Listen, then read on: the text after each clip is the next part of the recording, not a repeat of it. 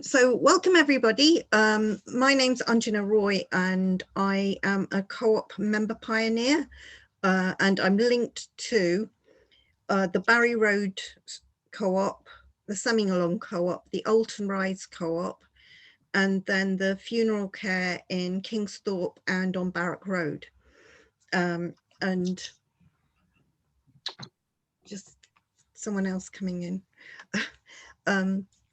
And just a huge welcome, and just also to say how pleased I am to see you, particularly because we're now right in the middle of, well, in the middle of co-op fortnight, and you know, that's an important point in time for us to celebrate. I just wondered if we could just go round and ask people to introduce themselves. So I've introduced me, so I'm nominating maybe Tony to introduce himself. Yes, I'm a volunteer with SCE, an environmental project long established in Northampton with allotment and several orchards. And if you want to know more about it, Peter Nalder is with us, since he helped establish the project. So Peter, do you want to go next? You're on mute.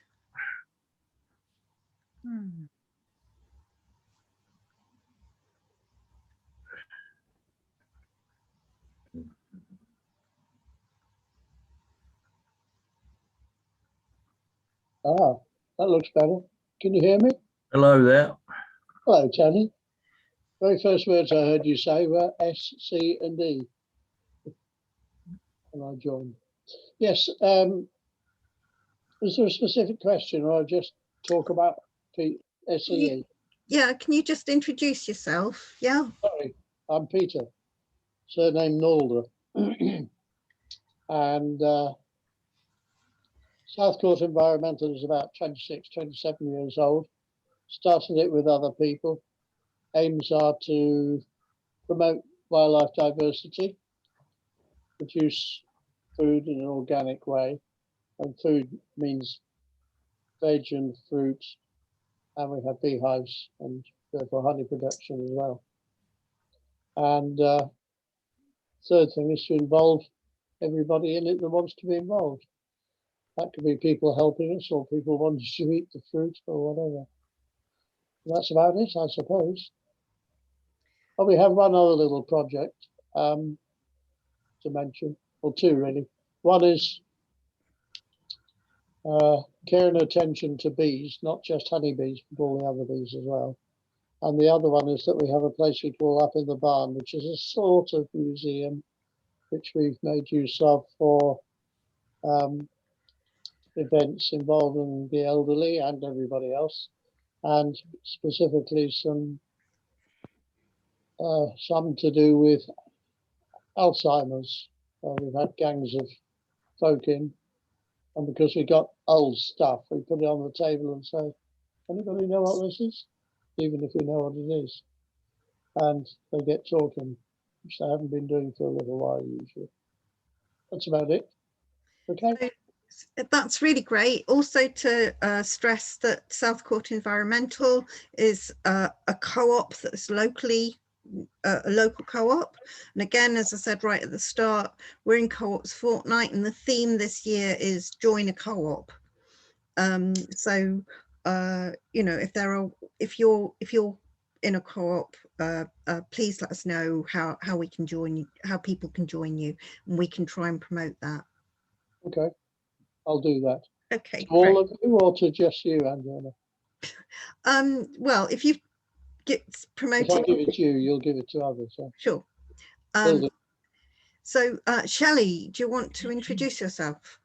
Hi, yeah, I'm Shelley. I'm the treasurer of the lab at the moment, and yeah, does everyone know the lab? Yeah. Yeah. I do. You all know what we do and that kind of stuff. Yeah.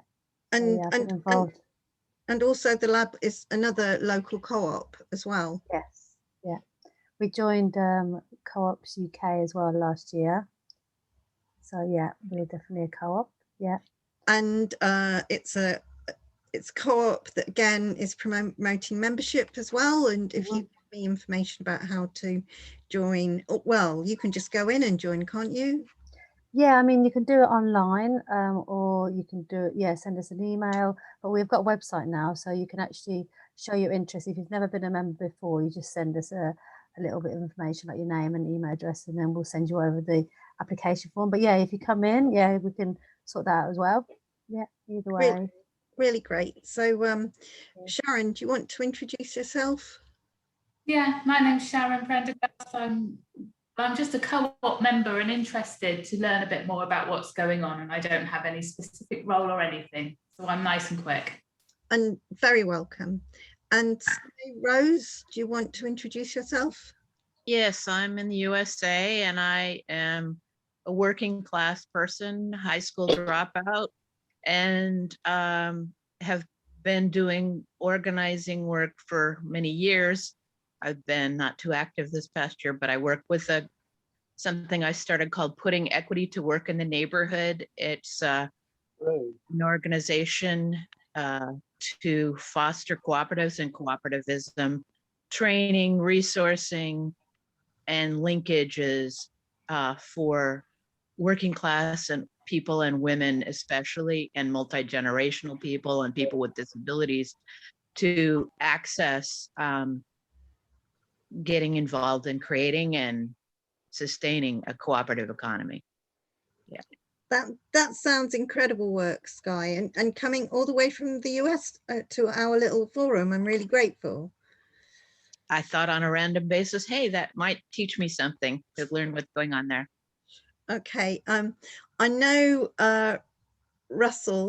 Rusty Pad is eating at the moment, so I'm not sure whether he's in a position to introduce himself. Hi there. Can you hear me all right? Good. Yep. Hello, Peter. Just you come on the screen. Hi, I'm Russ Hickman, and I'm treasurer of Northampton South Labour Party and chair of Unite Community Northamptonshire. But I don't really do much else, you know. That's me. Can I know more about Unite Community? I'm sorry, Peter. Can I know just a bit more about Unite Community? Of course you can, yes. Unite Community is a part of Unite the Union, and it's specifically for people who are not in full-time employment. So this could include people who have retired, and in fact we have some people who have belonged to other unions and then retire, and because they see Unite Community as an active community that does a lot of campaigning, and still has benefits. You can still, some people want to belong to a union even though they're not in work. So it's people who retired, people who maybe students can join, and people who are unemployed. So we've got about 120, 130 members in Northamptonshire, and we're growing all the time. We have monthly meetings, and we try and support different campaigns which aren't necessarily union campaigns. It could be outside of that. So yeah, that's anything else you want to know? No, that sounds good. Okay. Yeah. I agree, it sounds good. I think I'm old enough to join things like that, and young enough. You're very welcome, Peter. We'd love to see you. I'm just gonna, I've got a few things to bring to the table, but if anybody else has other things to bring to the table, I'm really keen that this can be should be a cooperative space that we all share.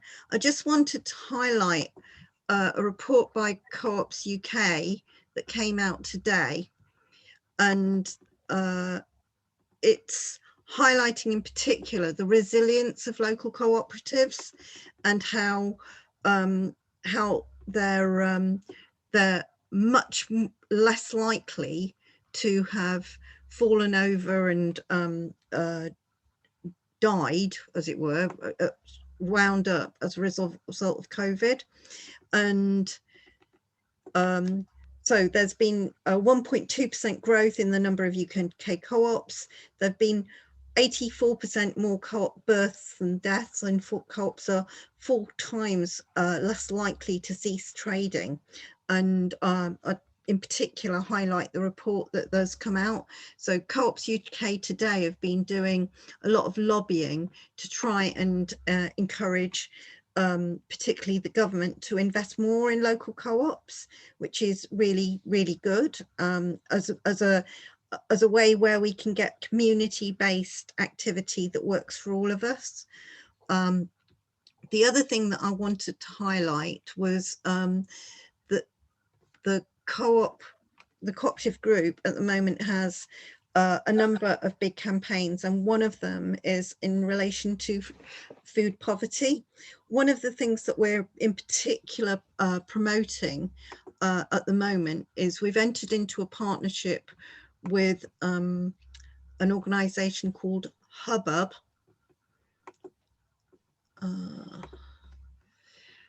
And we're trying to encourage a lot more. I'm sorry, there's nothing on the screen, but there will be something appearing imminently, I'm sure. We're trying to encourage a lot more people to set up community fridges.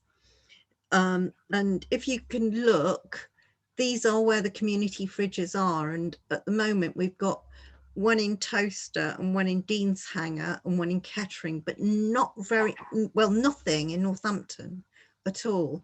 And it's a means of reducing, making sure that what isn't used does actually get used, and making sure that it's going to people who are really in need of food. So reducing food waste and making sure that people who have access, who need food, get access to food. So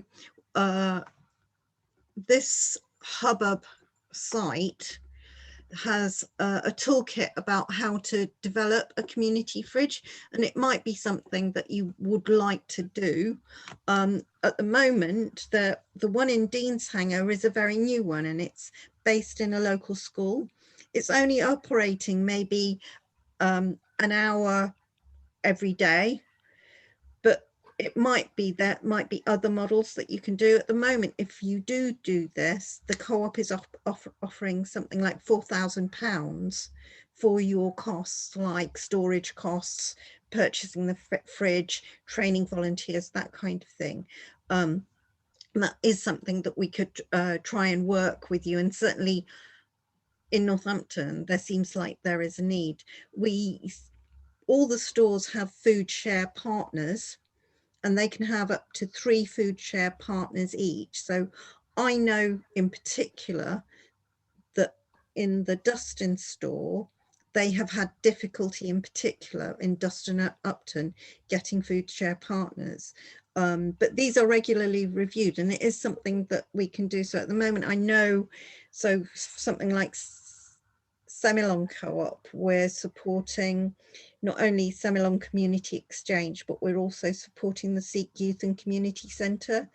And similarly with Alton Rise, we're supporting the United African Association with them developing food parcels themselves. So again, this is a big part of what we're doing.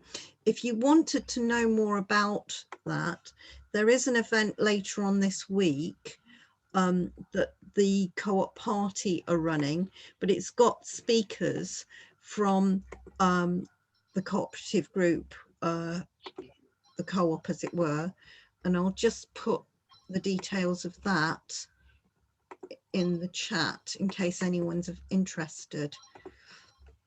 So the 2 ways that the co-op, well, there are the ways that the co-op can give to local causes are things like linking up with Food Share. The other thing is the local community fund. Now the fund's now closed for next year, but if you didn't manage to get an application in. There are other ways that the co-op can help you. So from the start of the year, I think there's been a pool of money that's used nationally called the Community Donation Fund. Now, this is available from managers, and what it is to assist quite urgent things which might need to finish off an existing project maybe. So where you've maybe got a small funding gap of maybe a couple of hundred, local managers should be able to enable that. They can do that within store. And if you're having problems with that, please do get in touch with me and I will see whether I can facilitate that happening. But basically, this is a pot that gets renewed every week and therefore can give out a small amount of funding to a local good cause. Tony. Can you give me some more ideas, some more information about the community fridges? SCE, we produce a certain amount of vegetables from our allotment, and obviously it's a concern how perishable sort of food can be usefully distributed. I think this is the thing though, isn't it, Tony? It is about getting someone who has physical space, who wants to do that and will commit to be available, and that's hard. Yeah. And that's why we haven't got it at the moment. I was very interested to hear about the school in Deanshanger, because they're literally opening it up like an hour a day, and maybe an hour during, so maybe kind of just at school kicking out time, for instance, and then just at an hour on a Saturday and an hour on a Sunday. So potentially that could, you know, that makes that an awful lot more manageable to do. And I mean, not that anyone's hunger is worse than anybody else's hunger, but I would have thought there are a lot more hungry people in Northampton than in Deanshanger, and just the number of food banks and that kind of thing. But I think I'm going to try and make some approaches to some of the local food banks about whether this could be done. I'm just thinking, I mean, Shelley, I know your space is really restricted in the lab, but maybe something like the Swan and Helmet, who with the McCarthy Dixon Foundation, they might be up for something like that. And at least then, you know, if as a community we could support and promote that, at least that would be something. Yeah, I was thinking as you were talking, was there a way that we could be involved? Like you say, we've got really limited space, but we could, you know, really, yeah, it'd be really nice, because at the moment we're not open every day anyway. So there's days when the fridge could be empty. So it would provide space for that kind of thing. So yeah, it's definitely something we should talk about and explore a bit more. Sure. Yeah, because I was going to say, yeah, what does Teresa do? Do you know, with the Swan and Helmet? Does she have it open just once a week, or what does she do? I don't know. No, yeah, but I thought that, yeah. I don't know, but I know they're still doing the food for parcels. No, they're still collecting food, but you know, the fact that it's so close to you, I think, you know, is a useful thing. I think. Yeah, we could talk to her as well. I think that the other thing about Northampton's so big, you know, kind of, you compare it with Deanshanger, and the accessibility of that is clearly, you know, an issue. To be able to, you know, you hear about these things about people having to walk literally miles to access a food parcel, and you know, ideally this needs to be as accessible as possible, really. Yeah, definitely have a look at the website and mention it to the others. Sure. And so the last thing I wanted to mention is that another campaign that the co-op has been involved in is a campaign called #NotPartOfTheJob.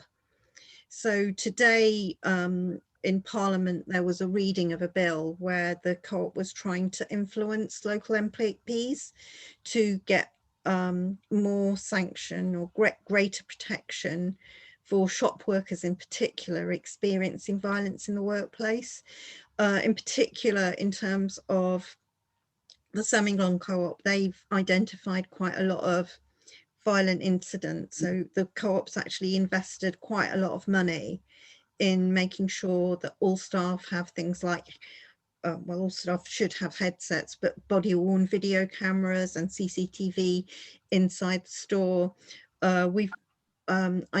I've been working with the local co-op party to try and develop a local short film about just promoting the fact that actually shop workers, they've been key workers keeping us fed right through the pandemic, and just don't deserve the kind of violence in the workplace that often they do face. So hopefully that film will be out on July the 3rd, which is the International Day of Co-operatives. I think it's Saturday, and I'll be sharing it with you, and if you could share it also, I'd be really, really grateful. Tony. Yes, it might be something that Ange Watts, who certainly in Wellingborough is prominent Asda senior steward. I mean, it is a campaign that has got quite a lot of broad-based support from not only retailers, but also unions and also the local community, because I think, you know, kind of shops aren't just workplaces. I mean, it's important that workplaces are safe, but it's also important that these areas where our children, our older people are going in is also safe. So that's another campaign that the co-op is doing at the moment. Peter. Can I ask if verbal abuse is somehow included in the violence bit? I explained why I asked because I was in the Barry Road co-op, and one of the workers there was close to tears, certainly angry and distressed because of a different, not me, another customer who had used verbal abuse to her. And I tried to cheer her up, but it seems to me that she didn't deserve that any more than she deserved a punch in the face, sort of thing. Verbal abuse is part of it. I mean, the co-op were collaborated earlier on in the year in a Channel 4 advert that they produced with not only the co-op group, but I think one of the railway companies, and I think it was Unite actually, but they just did an advert based on the experiences of call centre workers, shop workers and railway workers. And again, all of this is aimed towards trying to get more protection in. I mean, the co-op should be doing all it can to kind of make workplaces safe workplaces, and they've identified certain stores to get additional investment, but you know, kind of it's all our job really as well to make sure that, you know, kind of we're doing what we can. Certainly over the weekend I was tweeting my MP to try and encourage him to support that particular bill and the amendments to that particular bill. But yeah, I mean, I think it's a very real problem, and I think it's one that has a lot of broad-based support, and it's something that I've been talking to not only tweeting the local MP, but also talking to local councillors to see whether there's more that they could do in terms of things like community wardens and more investment into terms of just knowing there's, I mean, co-ops are part of our community. And in Northampton, well, in Northampton in particular and Northamptonshire, we've got a good solid history of, you know, co-ops developing and flourishing here, you know, kind of even as it before the pandemic, when Co-ops UK awarded the Co-op of the Year, it was Daily Bread in Northampton that won it. So, you know, kind of, we've got a lot to be proud about cooperation in Northamptonshire and particularly in Northampton. So, you know, it's just about working together around it. I wondered if there were any other kind of questions or any other issues that people might want to raise. So just out of interest, there was some years ago, there was a directory of co-ops in Northamptonshire. I think I read a copy of it when I first moved to the county about 10 years ago. I didn't know whether that has ever been updated or you know, so because it not only involves the co-op stores, as you say, there are a number of independent, I don't know how you call it, but independent co-ops like Daily Bread and others. I mean, I'd like to know, partly from a point of view of elsewhere, there are co-ops that are electricians or builders, or, you know, so it's a sort of directory, so you could look them up and say, oh yeah, I'll use them. I think a long time ago, when I was doing some work with the lab, there is a national site that registers where co-ops are registered. All right, okay. And I'm happy to go on it and see whether I can kind of pull out the details, mainly because the last time I looked, there weren't very many. No. You know, kind of, there's the lab, there's Daily Bread, there's South Court Environmental. Right. You've got other things though that work as co-ops, like, so things like Michael Jones the jeweler, right, is a workers co-op. I mean, and it's an amazing story, and I think they're still retailing the books, so if you go in there you can ask for the book. So the guy who owned it, when he retired, basically thought that the right thing to do was to give it to his employees. Right. Right. So it's a story of right. genuine wealth distribution. Right. And you know, it's worth knowing about, you know, because people say, you know, that people, you know, are self-centered and not altruistic, but actually you hear stories like that, and it can and does happen. And what you then get is, as we said right at the start of the session, that organizations that are a lot more sustainable. I mean, I remember at the start of the recession, at the start of the austerity with the coalition government and that kind of thing, everyone was talking about Waitrose and John Lewis outperforming because actually, you know, their members own them. And there's, you know, people have more invested in than, it's not just a job. It is something that you have an investment in, and it's not that, you know, kind of, if you've got concerns on a very basic level, you don't have a means of kind of talking to someone higher up and saying, well, you know what, I'm not happy with this. We could be a better business, we could be a better organization if we did things differently. Peter. The catalogue of co-ops, or whatever one's going to call it, and where everyone gets it from, does that include housing co-ops and the co-op bank and all sorts of other things which I haven't thought of? When you go on it, you can search via certain geographical things, like I think it's either by town or by county. And that's what I did at that point in time. But I will remember what I did and I'll figure it out, and I'll see whether I can develop something and send it out to you guys as well.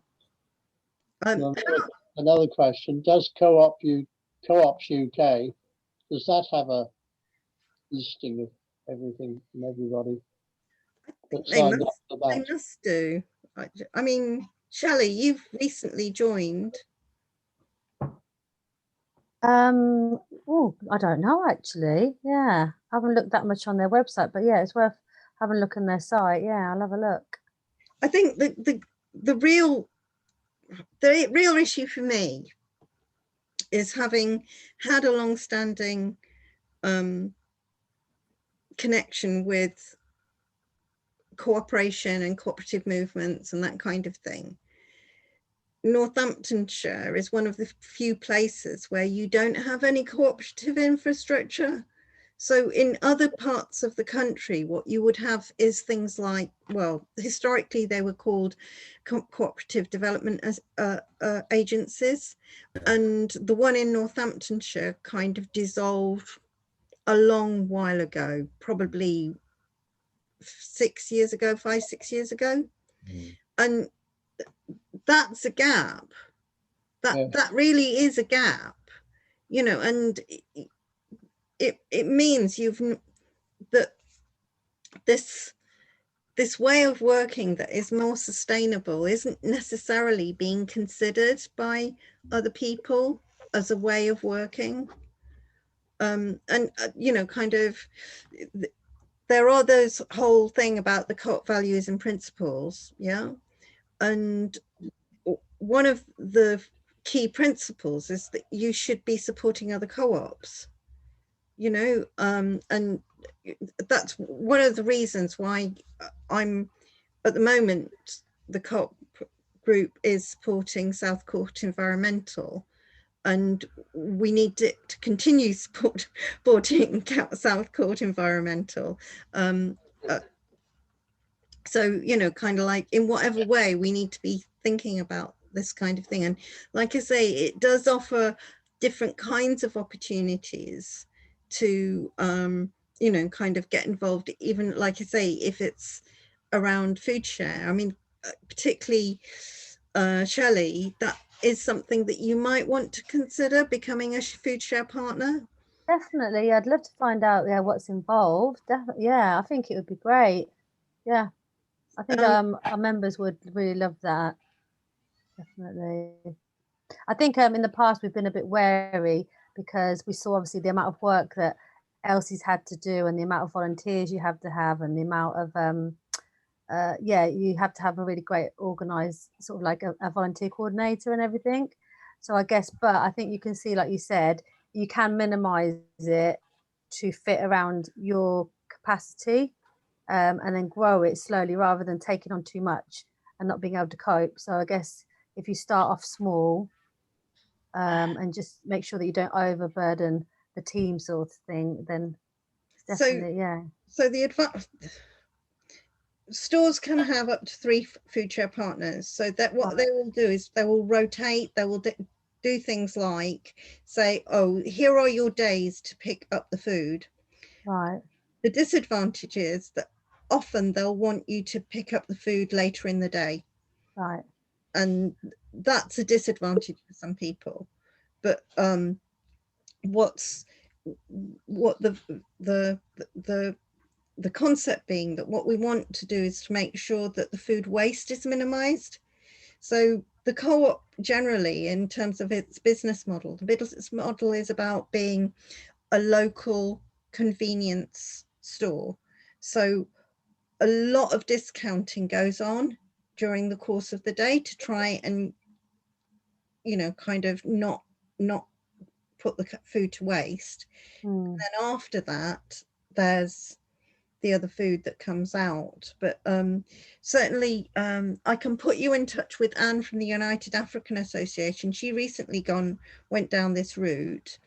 One of the stumbling blocks that she came across is that you have to be a registered food distributor. But Okay. I just put her in touch with the then borough licensing department. I guess it will be West Northampton's licensing department now. And I think they managed to do that relatively quickly. Yeah, okay, yeah, because we're obviously already registered to sell food, so I guess it wouldn't be that much extra work, maybe. Sure. Yeah, okay. Brilliant, thank you. No, I think it's really something that we'd love to do. And like I say, you've got members right across town. Yeah. And for instance, I know that the Dustin and Upton stores find it really difficult to get food share partners. So Okay. you could be not hanging around. If people don't pick up, if they register and then there's a period where they're not picking up for quite a long while, then that arrangement will be discontinued and they'll look for other partners. Right. But you can always Right. reapply if you've got if you've had an issue with, I don't know, say a volunteer being ill or something like that.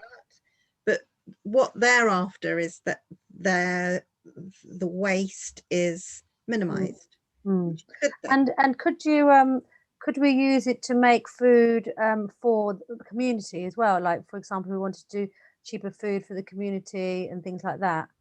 Oh, brilliant. That would be amazing.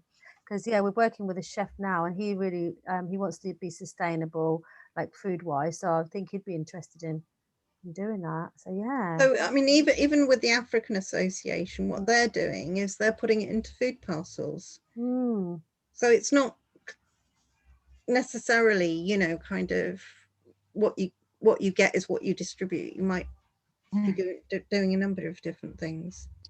Sky, did you want to come in? Well, there's a few things I wanted to ask about as well as some possible comments. One is about that directory. I just wanted to be clear. You say there's a register, so there's nothing on paper like that could be mailed or something to a person who wanted to purchase it. Well, if it's developed, I'm sure it can be mailed, but probably the easiest thing to do is to kind of put it online as a Google Doc that someone could just download. Well, here's the thing. I actually am overburdened in terms of my data on my phone, and I don't have a computer. And in the way I think of things, really, I'm someone who trends toward putting less online and getting more out there to people in their hands. I understand the value of the internet. By all means, here I am doing this. However, really, in terms of people building relationships with each other, unfortunately, we can't just do that all online. I hear what you say, Sky, and it's a point well made. So there's also a thing of distribution, like in terms of a co-op directory. It's something that works better in people's hands than it does online, because nobody's going to sit and look at a computer screen for hours and hours to study a directory, excepting maybe the 10% of the people who rely primarily on internet information. I don't know. It's kind of an elitism, and also we, ecologically speaking, people are not considering the mining that goes into computers and phones and the waste stream that's going to be created. We talk about knowing that we have an ecological crisis with plastic and with weather,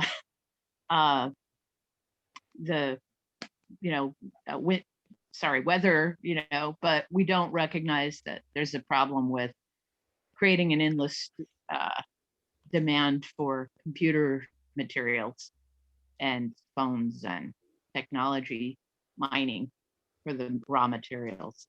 So that's something to think about, really, for long-term thinking.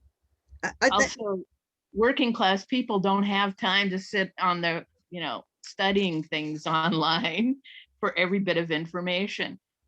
Also, things like relying on this kind of communication has working class, poor people here in the United States who are relying on help from the government for the COVID relief. Billions of dollars were supposedly given out for housing subsidy support so that people wouldn't become homeless or houseless or whatever, apartmentless. And it's mostly not distributed to individual households yet because the bureaucracy is so hung up. I mean, literally 9 months ago, I applied for assistance myself, and it is only this month, this past 30 days, that I received $1,600. And that's after hours and hours and hours and hours and hours and hours on the phone dealing with 4 different organizations that handed this around the ask. So yeah, that's ridiculous. And I'm still sitting here waiting for the electric bill portion of it. That's dreadful. That's so, yeah, so dreadful, Sky. It's like there's no accountability of organizations to people. And people working distantly have no accountability to each other as human beings, really. Yeah. I tell you. So anyway, I see the value of technology, and I'm not trying to take everyone back in time here without, you know, erasing what we have here, but I do think we really need to be more conscious and make some more conscious and deliberative plans as far as communications and learning goes. So that's all. I'm sorry I took a long while on that, but I just needed to make it real. Anyway, questions. I didn't hear the clear distinction between nonprofit work and the co-op work in regard to the organizations you've mentioned, like the lab and a few others that I didn't have a chance to write down. So and I wanted to get a kind of clearer idea about the distinction there between nonprofit work and co-op work and the collaboration.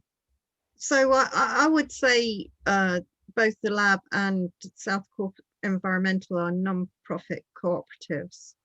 So they're definitely non-profit cooperatives. That's very different from the co-op group.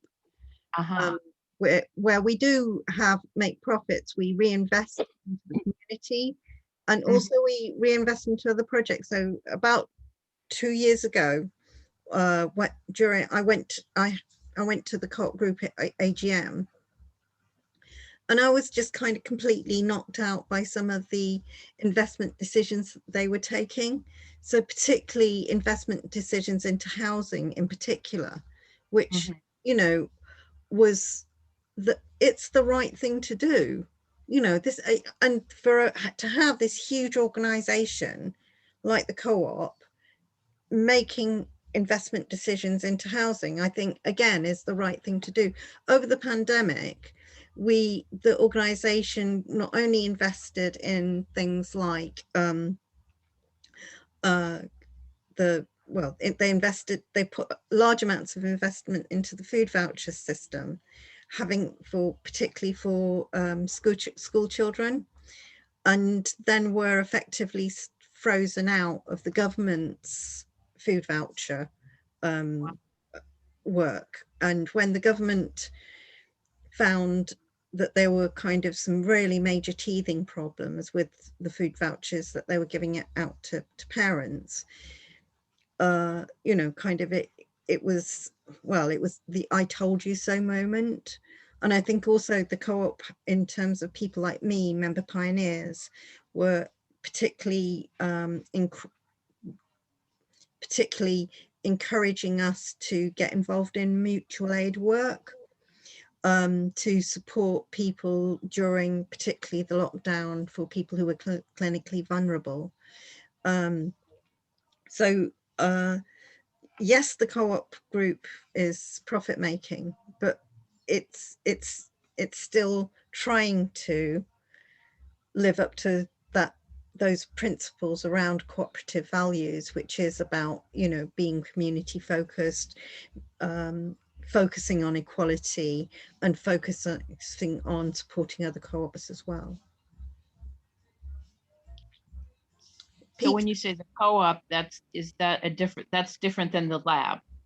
So in the UK,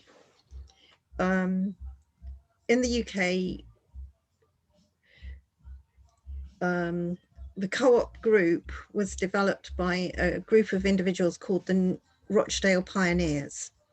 Oh, I have heard of that. And they basically, once the industrialization took place, people migrated from the countryside into big towns to work in industrial projects, things like mills, cotton mills, those kind of automation of work. And what happened is then the availability of food was one, expensive, and two, of really poor quality. In fact, people were living better when they were living in the countryside because they were generally growing their own food. And what the Rochdale Pioneers did was set up a shop which was owned by its members. And this was such a challenge to the system that initially they couldn't even find anywhere to rent to run a shop, because it was just so challenging to the way, it was a challenge essentially to capitalists. It was a challenge to capitalism. But from that,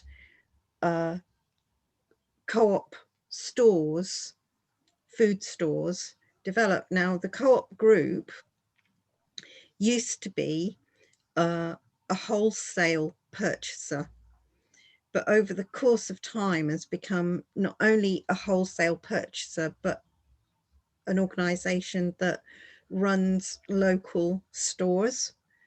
And in those stores, all of our branded products are all fair trade products. So anything you buy that is co-op branded will only use fair trade products. And similarly, trying to do that investment into developing co-ops around the world to make sure that we're trying to buy from different co-ops and have those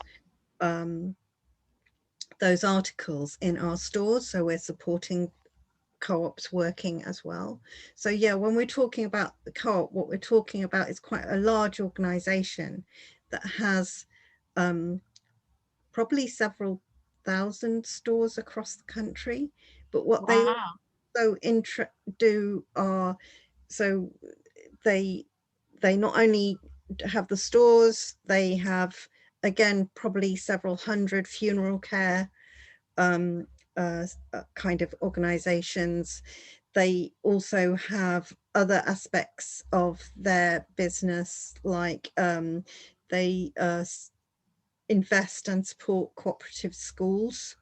There are none in our area, but there are in other parts of the country, and some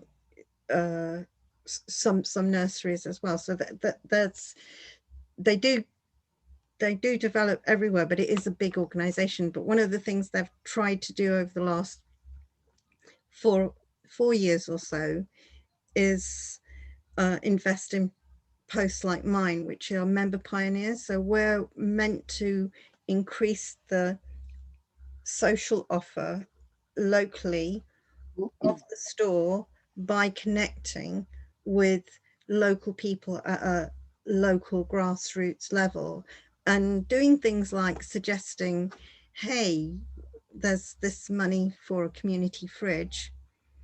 Would anybody host it? And that way we can meet some of our objectives of relieving food poverty, but also, and through that, you know, kind of, instead of using it as a profit, reinvest back into the community. I mean, I'm sure there are more wholesome cooperative models around, but the cooperative group is trying to abide by the cooperative values and principles. That's good. Recommend. We have a fridge program too here. It's not a necessarily co-op instituted or run, but we do have something like that. That sounds good. Peter, you wanted to say something?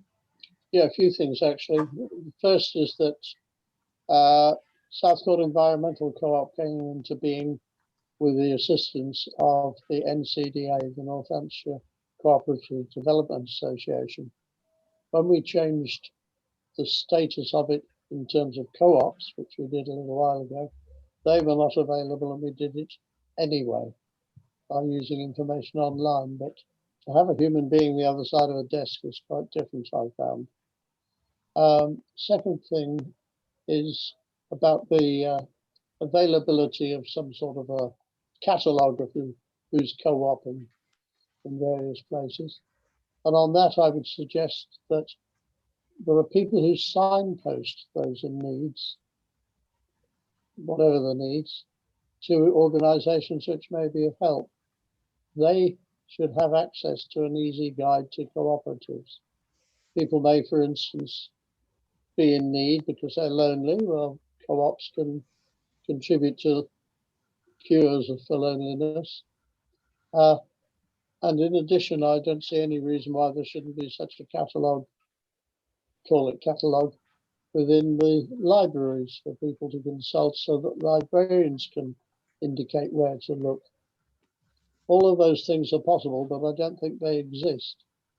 The next thing in relation to you in America on co-ops and not-for-profit, Southcourt Environmental is a limited company, a company limited by guarantee, but it's also a cooperative.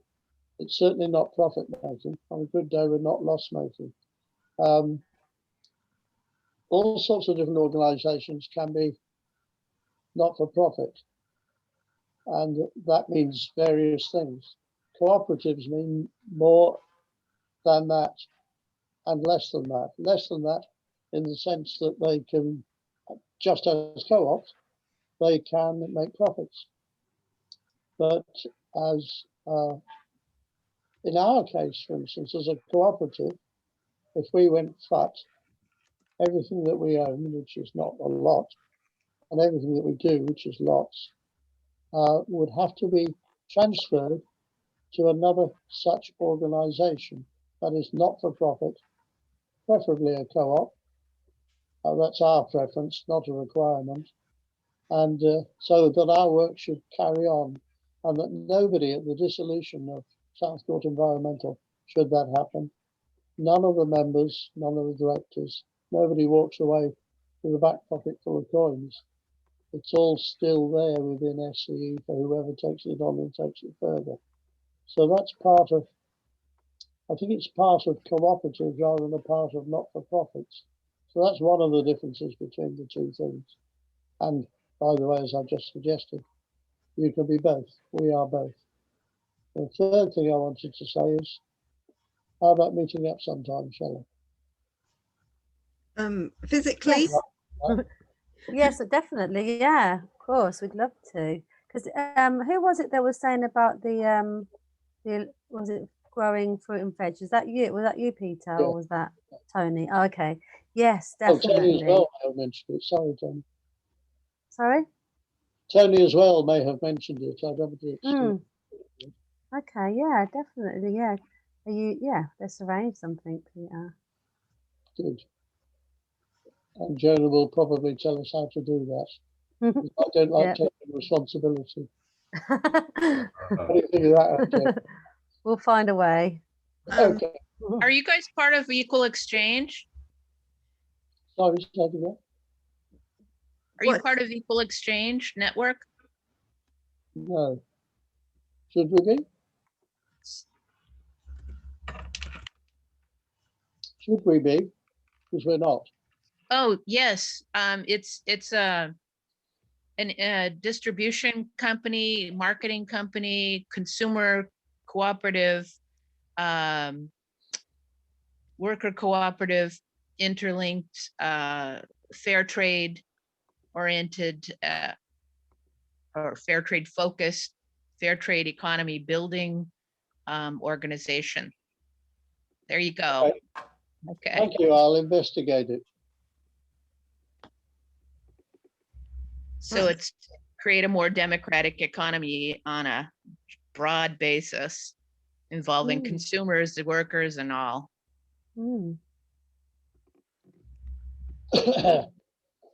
I just wanted to also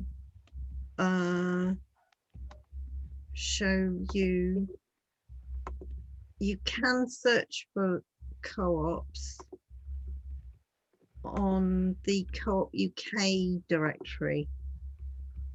So with this, I've just searched the East Midlands.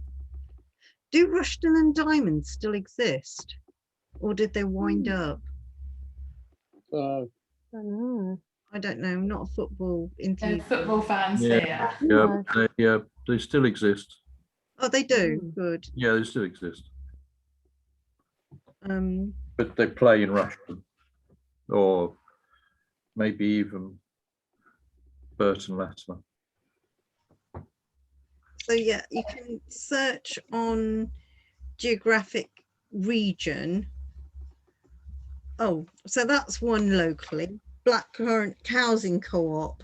Yes, I know them well. And we have cooperated with them. And You said that South Court Environmental is in there. Sometime, either you or I should check that fact. I'm not sure that that's the case.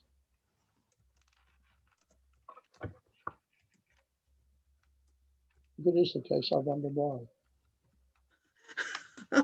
Are you all connected with the Center for, what is it? Center for Cooperative Education, ACE? I don't know of it and I have talked with them. I think it doesn't like doing things. Oh, hang on. You've not put an L on the end of that. You put a something else, semicolon.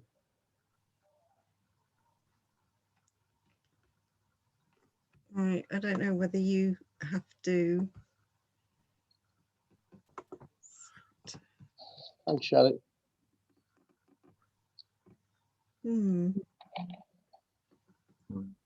This becomes difficult. Yeah, visually, I can't see this. Yeah, I don't think you're missing anything, to be honest, Sky, because it doesn't seem to be very helpful. Shelley, put that up again, could you? Because I didn't get it down in time. Oh, sorry. Number. Who put Shelley's phone number up? Did you, Shelley? Yeah, I sent it to you privately. So now everybody knows. Oh no. I'll go with that. I've got skills. I've got skills in this private chat thing. Yeah. Okay, so we've been going about an hour. Do we want to make any kind of closing comments at this, on this, co-op fortnight edition of this community forum? Anyone want to raise anything, say anything that they haven't? I mean, Sky, thank you so much for coming and telling us about some of these groups that have been, they've got some really great websites. We can really get to know more about them. And Tony, you wanted to say something? Yes, it's a bit of a tangent, but what it relates to is there is currently a government review about food policy. It's called the Dimbleby Review. It's nothing to do with the Dimblebys of Panorama and etc., all that load of Dimblebys. It's nothing. It's somebody who I think is prominent in I don't know, a restaurant chain or something, owns a restaurant chain. So as far as I know, he's nothing to do with the other Dimblebys. And it looks as though the big food retailers and the sort of agricultural tech companies, the agrochemicals, or the mega concerns are going to have a big say in that. I'd be very interested to know what contribution a co-op is making, what they're saying, how it should be, how they would like things. And I'd quite like in the future, I'd like some opportunity for maybe on Zoom for somebody from, I mean, and Joni, you probably looked at this yourself, but there are other people perhaps in the co-op who are taking a lead on this. I'd be very interested in some further exploration. I don't think the review it's been going ages and ages, but it hasn't reported yet. But it's due to report, you know, and so I'd like to have an idea what the co-op is saying. I think that's very salient. I obviously I'm not a councillor anymore, but I was a councillor, and as a shadow West Northants councillor, I did put forward a motion with some of those sentiments, and I think for those of us particularly in West Northants, I think there are opportunities to have a different kind of discussion about food, because part of this, in terms of now we're in this political West Northants area, it's about also considering how not only how food is produced, but the things that have been highlighted in that statement I just put up, such as the low pay of people who actually produce food, and how actually we need a food strategy that works for all of us getting fed, and that is possible. We know that is possible. So I know the West Northants Council did agree to have a working group on this issue. So I'm optimistic that something more might happen on that is local. And like I say, now where Northampton's in with the very rural Daventry and the very rural South Northants, there are opportunities to have a different kind of discussion around not only food insecurity, but also, you know, locally our relationship with food. So I will take that back and we'll find out more. So Sharon and then Peter. I was just going to say, if there is going to be a working party on food insecurity and food waste, then surely is that just for councillors, or is that for people who actually know about these issues, like people who are working in these co-ops now producing food and redistributing food? So I think it was building on a piece of work that had taken place in the Borough Council. So it was building on that, and they did have involvement from people like the Hope Centre and other organisations involved in food distribution. So again, I'm optimistic that is happening, but I need to look at it. Peter, sorry. No, it's okay. Go on. You want to say more? No, that's all I have to say. Pardon me, the business of looking into local food and making it work. It seems to me that that's part of another thing which should be got into by West Northants, and that is promoting by any means they can, fair means or foul, the local circular economy. And I haven't heard a dicky bird about that from anyone, but I haven't heard very much at all. Perhaps none of us have, about what West Northants is up to. But that's something, circular economy is another thing which it seems to me it would be appropriate for the co-op to be making remarks about, commentating on. So certainly I know locally some of the co-op councillors have in particular been active in promoting the Preston model. Mm. So, which, you know, I mean, like any local council is one of the biggest organizations in that area, whichever local council it is, they are a big organization. And just by putting things into contracts, asking for, requesting, you know, things like targets on apprenticeships, maybe target, and also requiring of, you know, kind of people being living wage employers, and also requiring people to actually have at least a certain percentage of their supply chain as local supply chain. It's all of that, yes, I agree. Good, thank you. Tony? Also known, I believe, as community wealth generator. Yeah, sure. Yeah, helpful, thank you. So unless there are any further comments, we're gonna close this down. Just to say, I have the next community forum scheduled. I'm desperately trying to find out when that is. It's not until September. And that will be on the 7th of September. So I know where Tony, Peter, Shelley and Russell live, and I can post you out chocolate as a little bit of a thank you for coming along to this event. Sky, if you wanted to DM me, I personal message me or something, or I will email. I've got your email, I think. If you have my email, yeah, give me a way to DM you, because I can't otherwise. Right. Okay. So if I have your, I'm fairly certain I have your email because you got in via Eventbrite.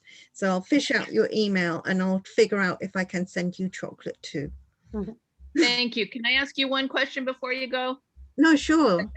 Yeah. Is your movement drawing at all upon the women's movement? Because as a form of cooperativism and creating from the bottom up, that was certainly a prime example here. I don't know about England, I assume so, but maybe I'm wrong. So in terms of cooperativism, they worked with who they were, what they had, how they stood, creating from there, and it grew exponentially. But now it's all wiped out, and nobody's holding up that history here. that's really sad. And but what I would say, you know, kind of a lot of the cooperative movement is, it's not, a lot of it documents the men involved and the white men involved. In fact, you know, kind of the very first credit union that got set up was set up in London by a group of individuals who were all Caribbean migrants. Mm-hmm. And yet that doesn't seem to get, people don't know those people, whereas they do know the Rochdale pioneers. Yeah, I get So- that. Same pattern. I think you're right, but there needs to be a lot more celebration of and encouragement of the inclusivity. Certainly in terms of the co-op group itself, it now has staff networks that are focusing on Black colleagues, women colleagues, LGBTQ plus and allies colleagues, and ones that promote young colleagues and also older colleagues. And in particular, they've invested in ensuring that there is retraining for over 50s should they want that. So I think there are good positive shoots of positive change in this, but this is shoots rather than kind of trees or forests. Okay. Well, So hear an answer. I'll kind of see you again, Okay. hopefully in September, and between now and then you should get some chocolate from me. Mm. Thank you. All right. Thanks, Angina. Bye. Bye. Bye. Bye. Bye-bye.